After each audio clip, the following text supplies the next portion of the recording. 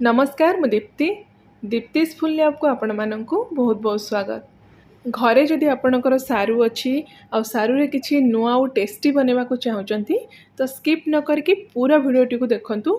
बहुत सहज रेसिपी आईटा को आपण पखाला भात हो बा गरम भात सहित कहा सहित भी खातु बहुत बढ़िया लगे। तो ये रेसिपीटी बनवाई ये देखूँ मुझे सारू नहीं पाखापाखि 600 ରୁ 700 ग्राम ये सारू नहीं। तो ये सारू सबको मुझे आगुरी धोई देती आदि आपण सारू किसी अपरिष्कार जिनस अच्छी माने किसी बाली आउ माटी लगे अच्छी भल भाव में बतरेकी पूरा परिष्कार करके धोई नेबे। तो एबे कौन करबा ना सबू सारू को आम एमती गोटे प्रेशर कुकर देदेबा जेहेतु सारूटा को आम सिझेबा। तो ये गोटे प्रेशर कुकर मुझे यूज करी बहुत कम टाइम रे हमर सारूटा सिझीज। जदि आप चाहिए तो गोटे स्टीमर रे भी सिझे पारे ना नॉर्मल कड़े रे आपण बिना प्रेशर कुकर रे भी सिझे पारे। तो एबे आमे एथिरे पाखापाखि आधा ग्लास पानी देदेबा। बेसी पानी आपण देबेनी अल्प पानी यूज करेंगे। आधा ग्लास एथिरे पानी देकी तापरे गोटे छोट चमच आमे एथिरे लूण देदेबा। तापरे प्रेशर कुकर रो लीड बंद करके आमे 2टा हुइसिल आसीबा जाय सिझेबा। सारू जेमती बेसी सिझिबनी कि कंचा भी रहबनी। तो सेई टाइम भीतर आम यार मसलाटा बनैकी रेडी करदेबा। तो ये देखूँ गोटे जगार मु 2 बड़ चमच नहीं सोरिष आप धला सोरिष कला सोरिष मिक्स करके भी नहीं पारे ना खाली कला सोरिष भी यूज करें। तापर गोटे चमच आम देदेबा जीरा 3 ରୁ 4टा देदेबा सुखला लंका राग हिसाब से आपड़ ने के आपन को दरकार। आउ 8 ରୁ 10ଟା रसुण कोला ता सहित अल्प किसी अदा भी एमती छोट छोट खंड करके काटिकी नहीं। बस एतिकी जिनस देकी आमे अल्प एथरे पानी देकी ताको भल भाव में चिकण करके बाटीदबा। तो ये टाइप देखंतु हमर जो मसला पेस्टा रेडी हो गला। शिल जदि अच्छी शिल बाटंतु यार टेस्ट बहुत बढ़िया आसीबो।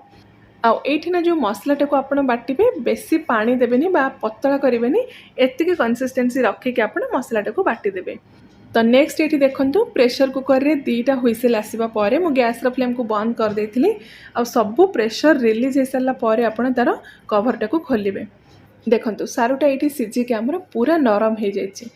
बेसी सिझिनी बा एक्सेस सिझिकी सारूटा आमर फाटिनी कि कंचा भी नहीं बा टाण भी नहीं।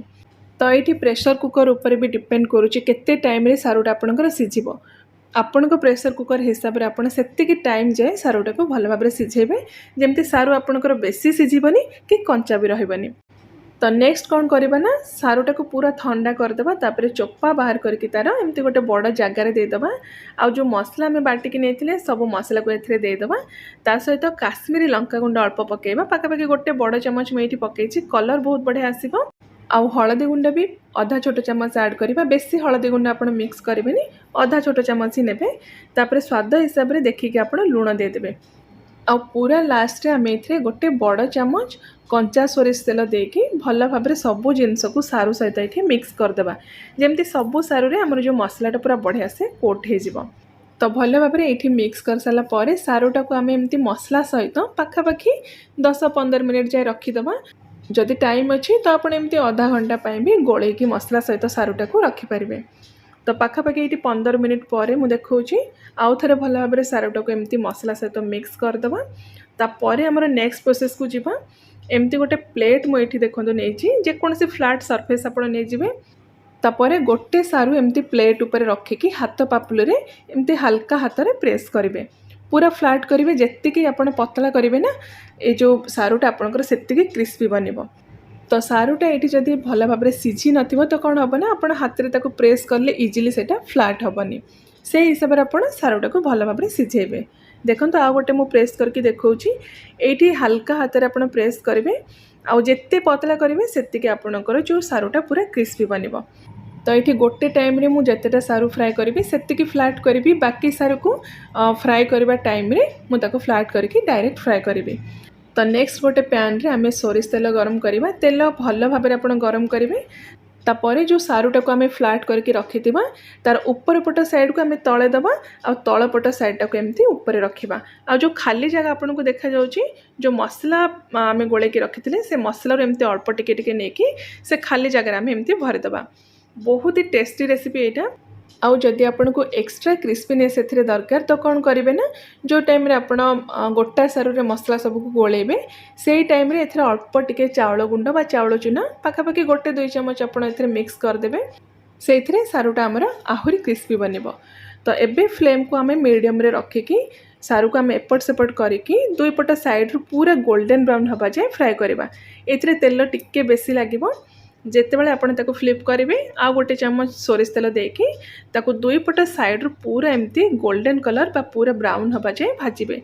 जेतिकी टाइम जाए आप लो टू मीडियम फ्लेम रखिकी सारूटा को भाजबे एटा आहुरी क्रिस्पी बनब।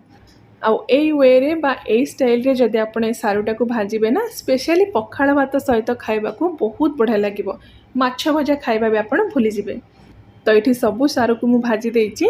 रेसिपी बहुत सहज। आशा करूची थरे निश्चय आपण ट्राई करिवे आ केमती लागिला आपणकर मतामत भी मो सहित शेयर करिवे। तो ये छोट रेसिपीटी जदि आपको पसंद आछि प्लीज़ वीडियो को लाइक और शेयर कर दिंतु। आ चैनल रे नुआ देखुथिले चैनल को सब्सक्राइब करिया पे बिल्कुल भी भूलिबेनी। मु आउ थरे आ गोटे नुआ रेसिपी नहीं आसबि। Till then take care and bye bye.